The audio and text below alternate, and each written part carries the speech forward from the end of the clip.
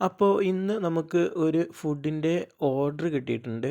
നെയ്ച്ചോറ്, ചിക്കൻ കറി, പപ്പടം, ഒരു സവാള കൊണ്ടുള്ളൊരു സാലഡ് ഇതാണ് നമ്മൾ ഉണ്ടാക്കിയിട്ടുള്ളത്.